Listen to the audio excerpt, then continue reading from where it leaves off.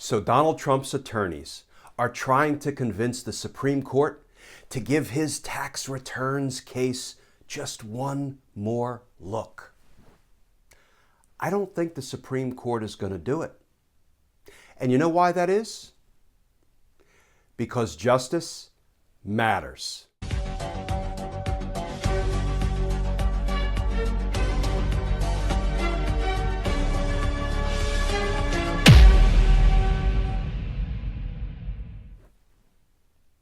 Hey all, Glenn Kirshner here.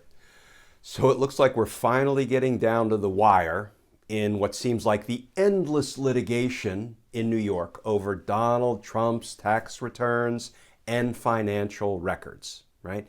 So Donald Trump and his band of lawyers are making a last-ditch plea to the Supreme Court saying, please, Supreme Court justices, just hear our case one more time. Here's the headline in the New York Times. Quote, Trump again asks Supreme Court to block subpoena for his tax records.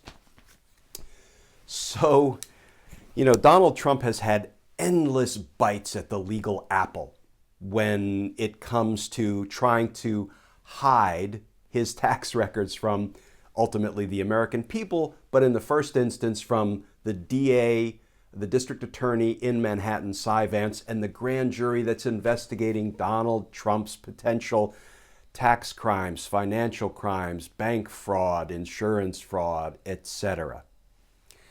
So the question becomes, will the Supreme Court accept this case for review yet again, or will they refuse to accept it for review? I'm going to go out on a limb and predict that Donald Trump has finally run out of luck, and the Supreme Court will refuse to review this case. That's what should happen, and let me explain why. First of all, let's recap. How did we get here? Well, the district attorney in Manhattan, Vance, subpoenaed Donald Trump's tax and financial records because he's conducting an investigation into possible financial crimes by Trump and the Trump Organization. So he issued what is pretty much a run-of-the-mill financial subpoena, the kind of subpoena that gets issued thousands of times every day in jurisdictions around the country, for grand juries, for district attorneys that are investigating financial crimes. This one was no different. But Donald Trump ran into federal district court and sued Vance, saying, whoa, I'm the president. I'm essentially a king. I'm above the law. You can't subpoena my financial information. So that's what started this litigation ball rolling. And the trial court, the federal district court in New York, said, no, you're not a king. You're susceptible to subpoenas like everybody else. So he lost. Then he appealed it to the Second Circuit Federal Court of Appeals. And he lost. Then he appealed it to the Supreme Court, and the Supreme Court accepted review because the issue at that point that was being litigated was, is Donald Trump above the law or not? Is he absolutely immune, to subpoenas, or is he not? In essence, is he a king or is he a mere mortal who is sort of subject to the criminal justice system like all the rest of us? And the Supreme Court all but laughed him out of court. They said, you're not a king. You're not above the law. You are subject to the same criminal justice system as all the rest of us. And even Donald Trump's own two draft picks, Kavanaugh and Gorsuch, ruled against him. That's an important sign of things to come. Put a pin in that.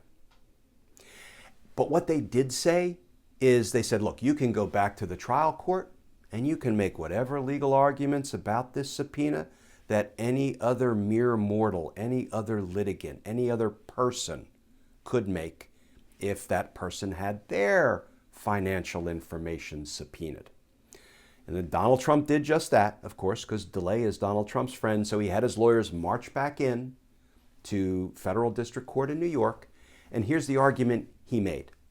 He said, well, even if I am susceptible to a subpoena, even if I am a mere mortal and not above the law, This subpoena is overbroad, Vance wants too much, and it was issued in bad faith. Okay, those are frivolous arguments, okay?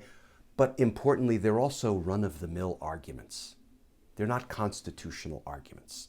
They have nothing to do with Trump's status as president. They're run-of-the-mill arguments. And not surprisingly, the judge, again, in federal district court in New York said, yeah, Trump, you lose. So he appealed it to the Second Circuit Court of Appeals again. And I listened to the live stream of that argument, and it was an embarrassment for Trump's lawyers. And they were basically laughed out of court. And the appellate court said, no, you lose. It's not an overbroad subpoena, and it wasn't issued in bad faith. So now Trump's lawyers, in this last-ditch effort to continue to hide Donald Trump's financial information from both the grand jury and ultimately the American people, they're trying to appeal it to the Supreme Court again. Here's why they're going to lose. Here's why they should lose. Here's why the Supreme Court should say, we refuse to review this case again. It's because there is no constitutional issue to be decided by the Supreme Court, right?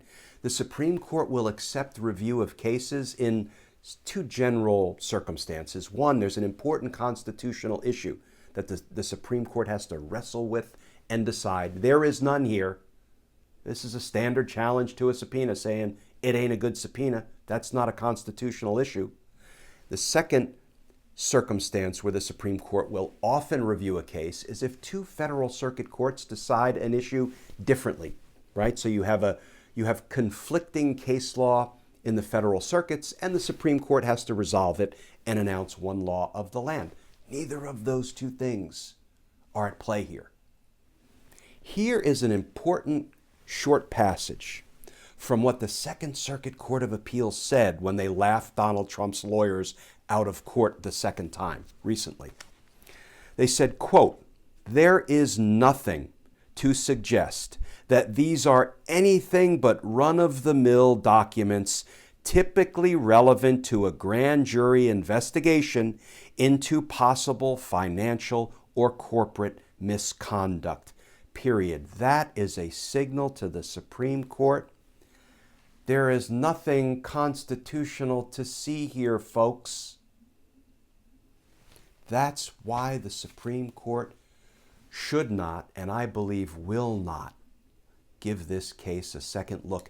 And Donald Trump will finally have run out of rope, right? Done. Give it all over to Vance and let the grand jury do its thing. And I'll bet its thing will be returning a whole bunch of charges in a big old indictment that says Donald Trump committed financial fraud, bank fraud, tax fraud, insurance fraud, who knows what else. Donald Trump has just about run out of rope. And then let me just finish up, folks, by saying that when I say, remember I said put a pin in the fact that Gorsuch and Kavanaugh ruled against Trump, the president that appointed them, on the president is king, president is above the law, president doesn't have to comply with subpoenas issue. They ruled against him resoundingly on that. Why? Because they know the man is trying to put himself above the law and out of the reach of the courts. And the Supreme Court is not going to let him do it. Because if the Supreme Court did, then it would be the Supreme Executive Branch, not the Supreme Court. The Supreme Court is the last stop. And the Supreme Court gets to tell the country what is the law of the land. So think about it. When Donald Trump tried to kill DACA, the Supreme Court said, you can't do it, and we're not going to let you do it. That was the last word. When Trump tried to put a citizenship question on the census, the Supreme Court said, you can't do it. We're not letting you do it. That was the last word. Donald Trump flirted with doing it anyway, tried to have his henchman Bill Barr, float some trial balloons. Maybe we're going to do it anyway, which would constitute a true constitutional crisis if the Supreme Court said it's illegal and the executive branch, the president says, I don't care. I'm doing it anyway. That's the definition of a true constitutional crisis. Trump has flirted with constitutional crises, but he hasn't gotten there yet.